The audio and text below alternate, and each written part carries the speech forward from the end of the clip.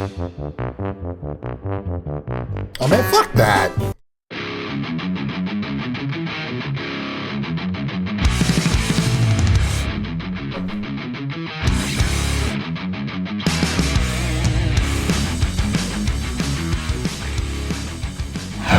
Hey everybody, it's Old School Nerd, and yes, it is April Fool's Day, but enough of that comedy crap. But we will do more comedy, I promise. Some of you really enjoyed the comedy stuff, so we're going to do some more of it, but we're getting back to what made this channel real, and that's all of you wanting to see me react to metal. And this is one that a lot of people have been asking for a lot. I've done a lot of Sabaton reactions, because I love Sabaton, because I love history, and I love metal. So if I love history and I love metal, you have to love Sabaton. Now, so many of you have asked me, Old School Nerd, please, please, please do a video about Sabaton's history channel. They actually have Sabaton, and then there's Sabaton History. Two different channels on YouTube. One is Sabaton's music, which is amazing. And then the other one is where they dive deeply into some of their songs and the historical events that caused them. And this is one of those. This one is special because today is not only April Fool's Day. Today is actually, on this day in 2002, Simo Häyhä, aka the White Death, died. And they have a link to the song. Simo, nicknamed White Death by the Red Army, was an extremely skilled Finnish marksman. He's reported to have killed 505 men, the highest record number confirmed sniper kills in any major war. On the 6th of March, 1940, Simo was shot in the jaw with an exploding bullet. He woke up on the 13th of March, the day the peace was declared. He had to go through 26 surgeries. A new jaw was crafted from a piece of bone taken from his hip. There are some quotes. "I do not feel anything towards the enemy. I just fired and loaded and continue as long as they were enemies. I just shot every time I saw an enemy. I didn't care if he was a commander or not. I'm a lucky man. I never dreamed about the war. I've always slept well during the war too. I did what I was told to do as well as I could." When asked how he became such a good shooter, he answered, "Practice." So the White Death is the most prolific sniper of all time. We hear stories of a particular Marine sniper in Vietnam. We hear stories of a Russian sniper there's actually a whole movie called Enemy at the Gates about dueling Soviet and German snipers in the Battle of Stalingrad. But by and far, this Finnish sniper was the absolute man. So join with me today as we react and watch with absolute awe on the anniversary of his death, April 1st, 2002, the greatest sniper of all time, the White Death, Simo Häyhä. I'm Indy Nidell. And I'm Joachim from Sabaton. And this is Sabaton History. And I'm Old School Nerd. Nobody cares. The most prolific sniper in any war was a Finnish soldier fighting in Finland's winter war against the Soviet Union. And the man is Simo Häyhä, and the Russians knew him as the White Death.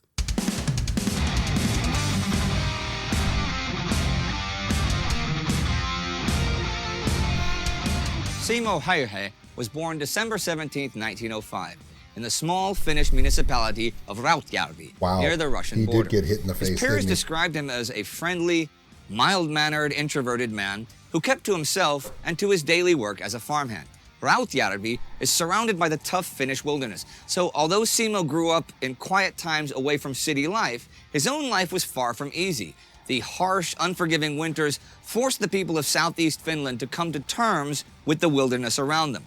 Early on, Simo excelled as a naturally gifted hunter, spending most of his youth outside in the forest, shooting small game with an old bolt-action rifle. By the age of 20, he had undergone his mandatory military service and had been promoted to corporal. He took part in several skiing and shooting competitions. He was a real biathlete, and he was especially renowned for his skills with the rifle. For those who don't know, the biathlon, the Olympic event, is based upon an actual skill that are taught to especially the Finnish soldiers, and I'm pretty sure Swedish, Norwegian, and even the Russian sides.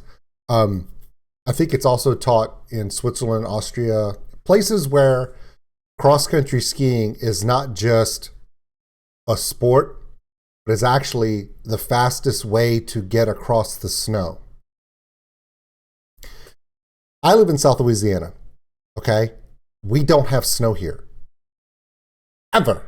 We have ice storms that have maybe some snow on it for a day. But if you live in Finland, and a lot of you do, a lot of the people that are in my audience and in my community come from the Nordic, Scandinavian countries. So I have no idea what it's like to live in a harsh winter environment. But I did, one day when I was younger, I was watching the Winter Olympics. By the way, I love the Olympics, okay? And I didn't understand why it was an Olympic sport to do not only cross-country skiing, but shooting as well. Well, apparently, it is one of the Nordic events. And if you can't cross-country ski in a harsh winter in the northern areas of Scandinavia, if you can't cross-country ski, you're not really getting anywhere, okay? Because back then, horses couldn't pull wagons through the snow. You just can't. There were sleds, but sometimes for a single person, the best way to get across the snow was on top, and that was sliding. And to slide across the top of the snowpack is a lot easier than trying to walk through it.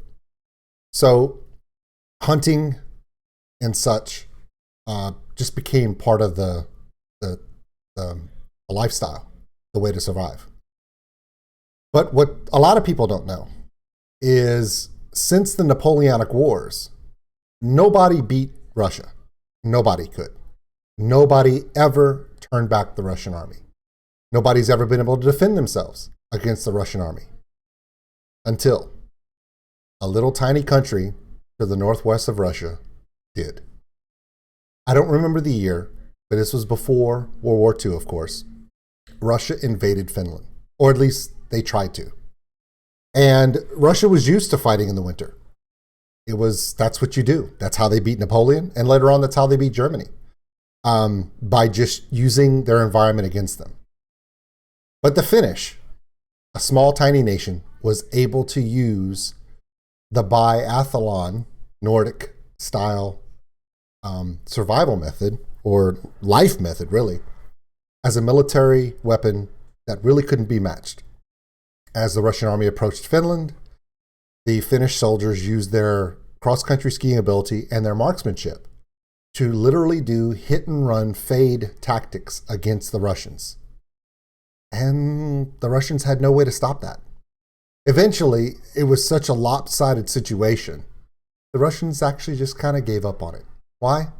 Because it just wasn't worth the trouble to fight over Finland. That was the official reason. It was like, it's just Finland. We'll just use our ports around Finland. But the Finnish army, with their biathletes, was really the only military force to ever be able to actually stop the Russians in their tracks, because they were doing something that they knew they could do in their home turf.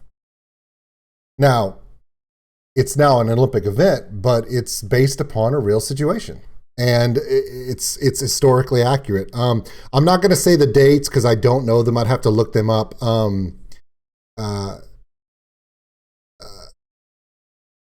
Let's see.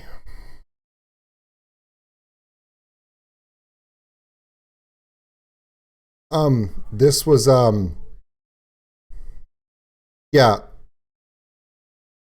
so Finland, they seceded 11% of its territory to the Soviet Union. Soviet losses were heavy, and the country's international reputation was suffered.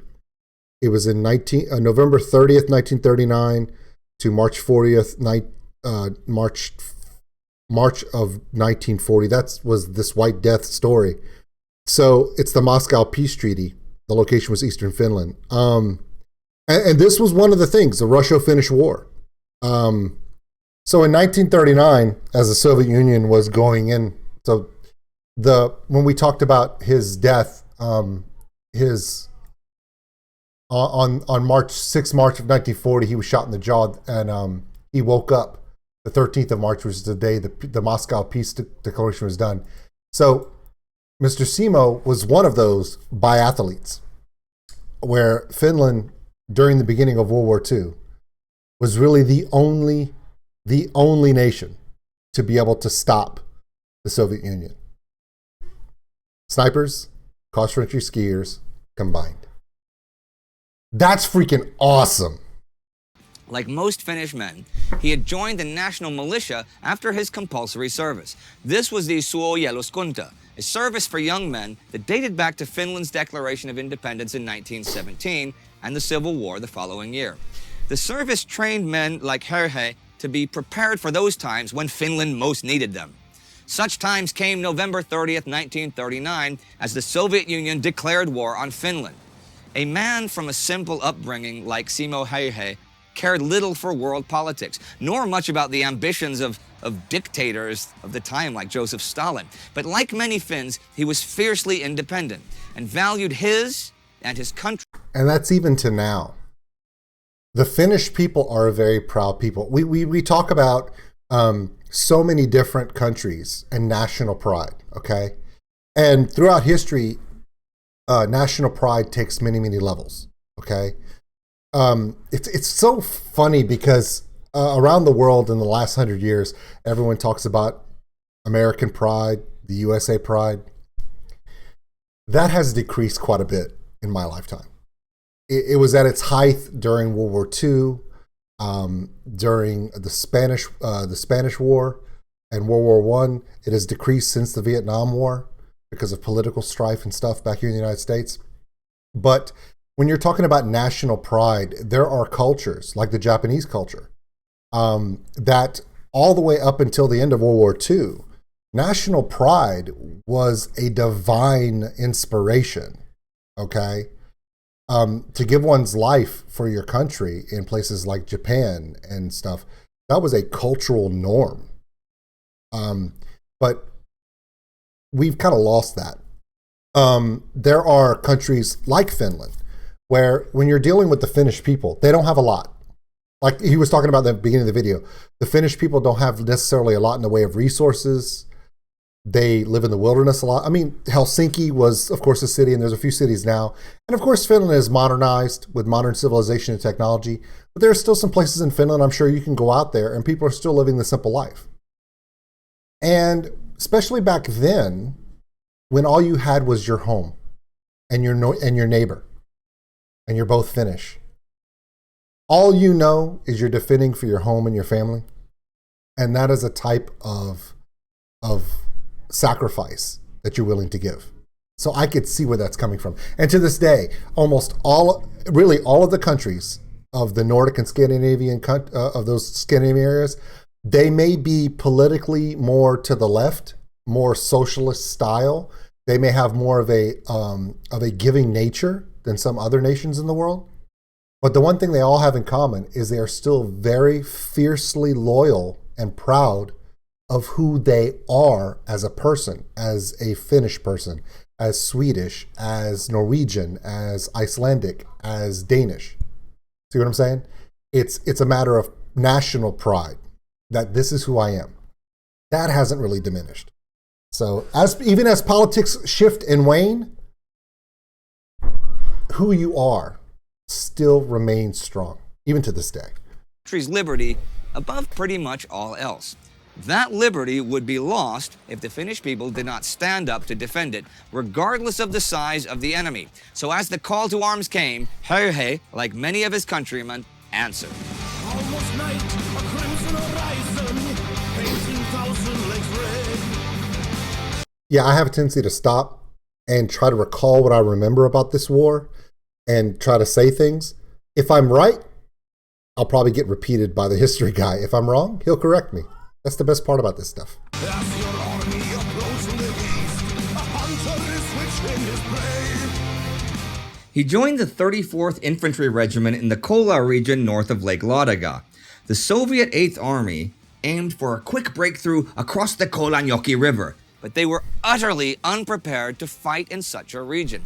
Heavily wooded, with barely any infrastructure at the best of times, the Soviets tried to advance now in one of the worst winters in modern history, with snow up to 2 meters deep and temperatures down to -30. Häyhä was given a Finnish Mosin Nagant M28-30, which had been in production since 1928. A bit shorter and a bit heavier than the Russian-manufactured rifles, but with the typical Mosin Nagant reliability and accuracy, the M28 was an excellent sniper rifle. Nicknamed the Pistikorva, pointy ear, for the large ears on the front sight, it would perform well in the hands of an experienced marksman like Simo Häyhä. The Finns could not hope to win against the might of the Soviet army in a straight-up pitched battle. The Soviets simply had more of everything: tanks, men, artillery. Instead, the Finnish art of war relied heavily on hit-and-run tactics, with men on skis who knew the terrain, outflanking. Aha! I was right. See? And all the stuff, I've never seen this before.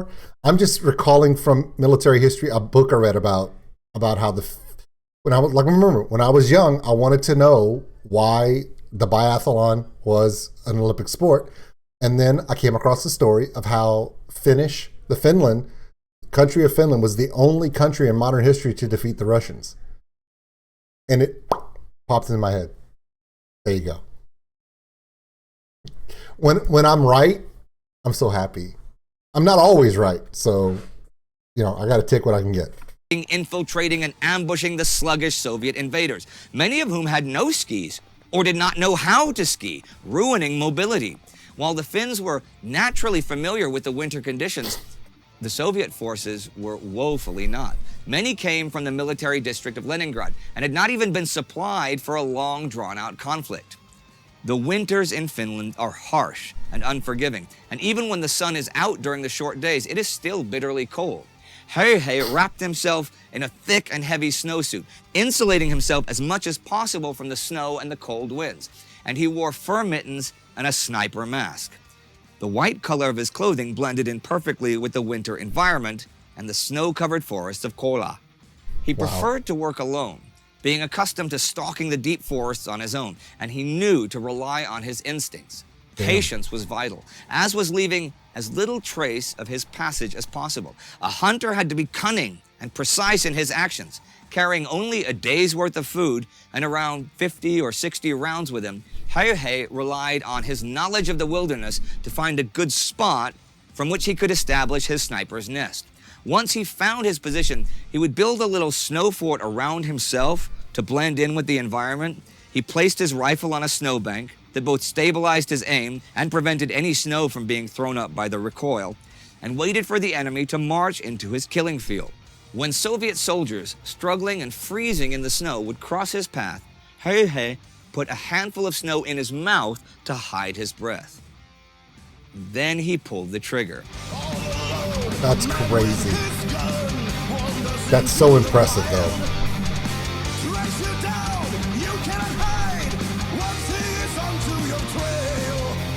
It is said that during his training in the army, he was able to hit a target 150 meters away up to 16 times a minute. So now, the marching routes were full of dead Soviet soldiers who fell prey to the hidden marksman without ever knowing what had hit them. Soviet positions were soon discovered, deserted of the living, but packed with bodies, frozen in their last positions before being shot and killed. Sometimes they were found still standing up, and in the sub-zero temperatures, even a minor wound was often fatal, as the weakened body would have a harder time surviving the elements. And Häyhä is believed to have not missed his target very often. In his short time at the front, his kill tally would rise to unprecedented levels. Hundreds fell to his rifle. So many, in fact, that his superiors did not believe the stories at first. Apparently, just before Christmas, he killed 25 soldiers in just one day.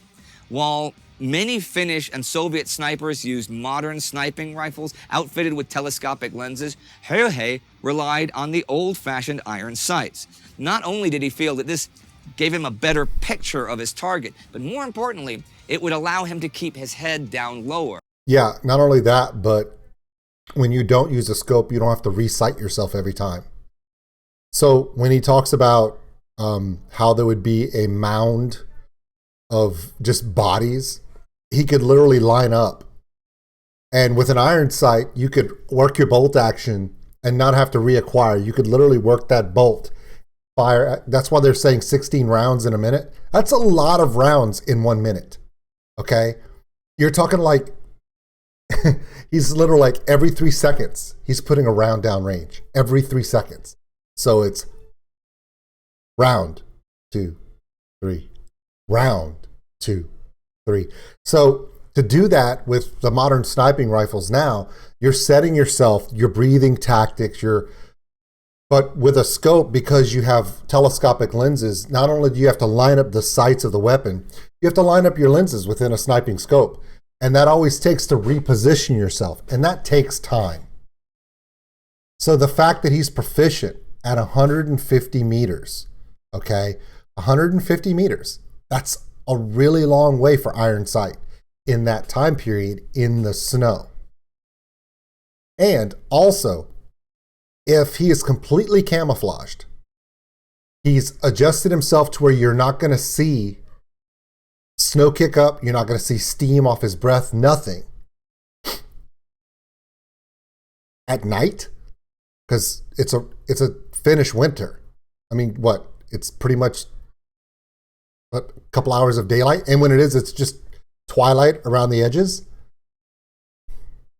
It's a killing machine. Now, here's the thing. Simo Häyhä was the best of the best, but he wasn't the only Finnish person doing this. Remember, we talked about at the beginning that it's in that time frame in the late 1930s. There's still cars, mechanized vehicles, technology, electricity did not really exist in the Finnish frontier. In fact, there's some places where they don't exist now. But back then, this type of warfare, this type of hunting, but instead of wild game, you're hunting people in a war. Simo was just one of thousands of Finnish marksmen who could move through the night unseen, unchecked. And if the Russians are just cold and they're just trying to walk, because for those who don't know, in the Soviet Union, in the World War II especially, if you've ever seen the movie Enemy at the Gates or any historical documents, the Soviet soldiers didn't have a choice. If the commander said, if the political officer said, we're marching this way, and you didn't, they shot you. So they're cold, they're miserable, they're just marching. They're probably not even holding their weapons. The wind is so cold. If they're marching against the wind is so cold, they're just trying to watch where they're walking because they can't ski. Try walking through knee-deep, thigh-deep snow and watching ahead to see what's coming up. You're not. You're just trying to walk. So they're just watching down and they hear, crack, this guy dies. No one's looking. Wow. And in turn, lower his whole profile, making him harder to spot. And lenses could reflect the light and reveal position, as was the case with many Soviet marksmen who were sent out to counter-snipe him and instead met their fate to his outdated rifle. But Häyhä was also trained with the 9mm Suomi submachine gun. And depending on the fighting at hand, he also carried hand grenades and a traditional pulkko army knife as a last resort. As a sniper, acting often alone beyond the front lines, Häyhä had to be careful and often forfeited obvious targets if they would endanger his position. Smart. The Soviets began beefing up their own counter-sniping activity, especially after his kill tally gained him both fame and infamy. If they suspected him of being somewhere, they would order artillery strikes in his general direction in the hope of finally neutralizing him. There's even the story that a Soviet commander asked to be sent a famous Soviet sniper to eliminate Häyhä. After that sniper had killed several Finnish soldiers and officers, he waited for Simo to react and eventually show himself. He waited and waited, and as the sun went down, he decided to call it a day and was about to get up. That was when Simo Häyhä shot him right through the head. Another story was that Soviet soldiers began carrying large iron shields into the field to help guard them from sniper fire. The Finnish snipers like Häyhä were accurate enough that they simply shot them in the kneecaps. Such stories began to circulate more and more as Simo Häyhä became famous to friends and foe alike. The Finnish propaganda portrayed him as a symbol that embodied the struggle of little defiant Finland, while the Soviet propaganda called him Pimeä smrt, White Death. The legend of White Death spoke of a ghost-like figure that was both everywhere and nowhere, creeping tirelessly through the woods. It freaked the Soviet soldiers out, and it boosted Finnish morale. On February 17, 1940, 80 days after the invasion, Simo Häyhä was officially proclaimed a hero of Finland by the Finnish government, and with hundreds of kills to his name already then, was awarded the Kola Cross. He was promoted and gifted a custom-made Sako M2830 rifle. Wow. But despite the legends, Simo Häyhä was not invincible and was not a ghost. He was a man, just like any other Finn, manning the defenses. In early March 1940, as the winter receded, it became clear that though Finland had astonished the world by holding off the mighty Red Army, they could not hold out forever. Yeah, once the Soviets winter was were over. learning, were gathering more firepower and more competent leaders and tactics. And as the winter ended, so too did the Finnish advantage with the weather. No matter how valiantly they resisted, the numbers would eventually crush them. On March 6th, Häyhä was caught up in the middle of a renewed Soviet offensive against Kola. Fighting with the regular troops, Häyhä had again killed at least a dozen that day. An exploding bullet hit him in the jaw and ripped his lower face apart. Saved by his comrades, he was dragged out of the fighting and into hospital. He spent several days in a coma, and when he awoke on March 13th, peace had been signed. The war was over for both him and his country. For around 25,000 square miles of territory, the Soviets had paid a high price. Most estimates of the Soviet dead are around 130,000, Wow. but it may actually have been as high as 250,000 dead men. Finland had David and Goliath, the USSR, on a scale no one imagined possible. Finnish independence had been saved. That is crazy.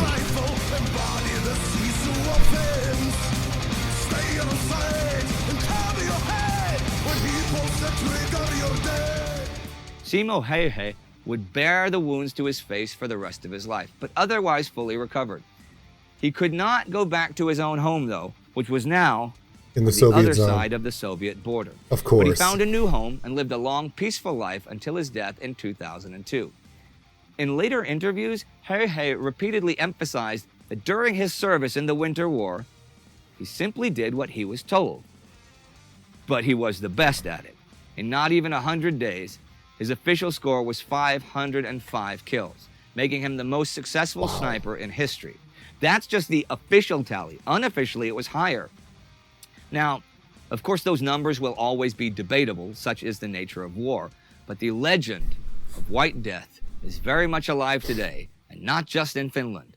When asked what it was that made him such a great sniper, Häyhä simply answered, Practice. practice.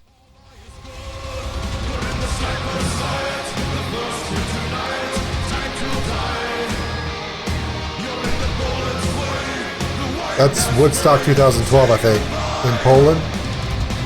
So why, of all the military figures available throughout the history of humanity, did you pick Simo to write about? The story of Simo is one of the most inspiring in military history, at least for me. Personal opinion, of course, but that song and that story is kind of important for Sabaton history because without that song, maybe we wouldn't even have the album Heroes that came later. Okay, but it wasn't, his song isn't on Hero. No, that's on Coat of Arms. That was the first time we asked our fans, that's you guys, about sending in, basically giving us ideas for songs. Okay, but you guys still do that. of Yes, course. But this was the absolutely. beginning. That was A dude bedazzled the knees of his pants. I'm kidding. They're metal studs, but I had to say it. Look, he bedazzled his pants. the first time. We got a lot, lots and lot. Pat's mailbox was, totally full. That was one of the stories that really, only by reading kind of the name makes you want to find out. Now, so if they're sending in, several thousand suggestions. You obviously can't read whole biographies about all of these people or anything, right? Oh, You're no, just- no. Obviously, Per is the one who is going through it all, basically. Is that right, Per? Yeah. All right. No, I mean, Per is sitting over there, and I mean, he's probably doing that right now, looking at suggestions. Okay. How many do you have per day, Per? 50 or something? Ladies and gentlemen, please welcome Per. Let's see. The latest one is this. Okay. Song topic, Global Conquest. Okay, there are many good tales of heroism, people from Portugal, Spain. Oh, this is interesting. Okay. Portuguese and Spanish explorers. Okay. Sebastian Elcano and El Magellan, right? Traveling around the world for the first time. Pizarro, that would be interesting, although... Okay, and who sent this in to you?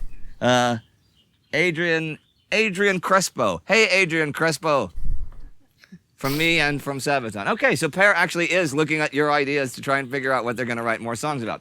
Well, so he apparently rock and roll Jesus does hear your prayers. chose from, or he picked, maybe made a short list. You saw White Death. You thought, I want to learn more about a guy whose nickname is the White Death. And it's a good metal title. It really is a good metal title. No, seriously though, for us, at that point, I don't think we had that many songs about a single individual. Oh, I right, mean, we yeah, covered sure. a little, on the bigger scale, all the battles and stuff, but zooming in so much was really inspiring to write the lyrics. Okay. We didn't even know we were going to do heroes, but me and Per basically said that, man, maybe one day we should do a more personal album, you know? Now, when you were, reading up about Simo and stuff, were you also studying the Winter War in general, or were you just really more focusing on just the individual? We'd already covered the Winter War in a way in the song Talvisota on the Art of Which War. we did before. an episode. Yeah, if you haven't seen it, check it out. And what was the reaction then, since you didn't do really individuals before? I mean, what was the reaction among the Finns, for example, to this? For the Finnish people, I mean, most people in Finland would know about Simo Häyhä. However, us coming from Sweden, we didn't. I mean, Yeah, that's true. Every nation has its own histories. Yeah, I think there's a lot of people in Pakistan who don't know who Fonzie is, but I grew up with Fonzie. Wow. Important part of military history right We're there. going to do an episode on Fonzie one day, Yes. too. That would be kind of cool. Arthur We should have Fonzarelli. Per play him the part, as well. Oh, Per doing the thumbs up and the leather? That'd Yeah, be great. yeah, You'd we be give- Fonzie. Yeah, Oh, give, wow, him, that give him a looks haircut great. and everything, it's fine.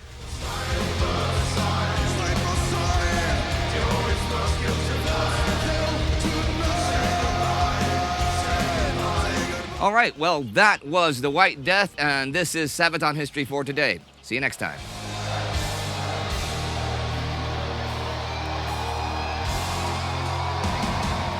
Wow, that's awesome. All right, everybody. It's Throwback Thursday. I promised a lot of you that I would do a Sabaton history video. But for those of you who love the song, that's coming up next. We'll do a reaction to Sabaton Live, The White Death. My name is Old School Nerd. Thank you for coming in. Like and subscribe to the channel. Thank you so much for coming in. And no, we're not giving up on metal music. We're not giving up on any reaction music. Just had a little fun. So stand by for the next one coming up, Sabaton White Death.